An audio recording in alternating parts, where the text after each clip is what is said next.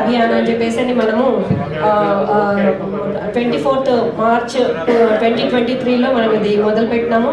అంటే గ్రామ పంచాయత్ టీబీ ముక్త గ్రామ పంచాయత్ ప్రోగ్రామ్ని. సో దాంట్లో ఇది government of India initiation programme. మెయిన్గా ఏంటంటే టీబీ ఫ్రీ స్టేటస్ అచీవ్ చేయడానికని మనము విలేజ్ లెవెల్లో మనం ఈ ప్రోగ్రామ్స్ అన్ని కూడా కండక్ట్ చేస్తున్నాము. దాంట్లో ఏంటంటే అక్కడ ఉన్నటువంటి సర్పంచ్, తర్వాత village secretary, ASHA, anganwadi and medical officer యొక్క ఆధ్వర్యంలో వాళ్ళు పబ్లిక్కి అవేర్నెస్ క్రియేట్ చేస్తూ టీబీ సిమ్టమ్స్ మీద అవేర్నెస్ క్రియేట్ చేస్తూ వాళ్ళని తొందరగా సిమ్టమ్స్ని గుర్తించేసి తొందరగా టెస్టులు చేయడము, అట్లాగే వాళ్ళకు ట్రీట్మెంట్ ఇప్పించడము, ట్రీట్మెంట్తో పాటు ఫుడ్ బాస్కెట్స్ని అవి ఇప్పించడము, ఇట్లా మళ్ళీ వాళ్ళు ట్రీట్మెంట్కి వాళ్ళు గుర్తించినాము. టీబీ ఫ్రీ గ్రామ పంచాయతీ కింద మనం 23 విలేజెస్ని గుర్తించినాము. మళ్ళీ తర్వాత టీబీ మన డిస్ట్రిక్ట్ నుంచి టీమ్స్ వెళ్ళేసి అందులో 18 విలేజెస్ మనకు దీంట్లో ఫిట్ అవుతున్నట్టుగా మనం గుర్తించి వాళ్ళకు ఈ రోజు నాడు మనము సర్టిఫికెట్స్ ఇవ్వడం అనేది జరుగుతుంది.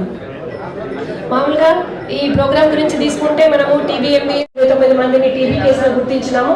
అంతకుముందు పాత కేసులు, తర్వాత కొత్త కేసులు కలిపి దీంట్లో ఫుడ్ బాస్కెట్ ట్రీట్మెంట్ ఎంత ముఖ్యమో లో ఉంటుందో మనం డైట్ అన్న సరిగా కాబట్టి ఈ ఫుడ్ బాస్కెట్ ఇవ్వడం కూడా దానికి నిక్షేపం.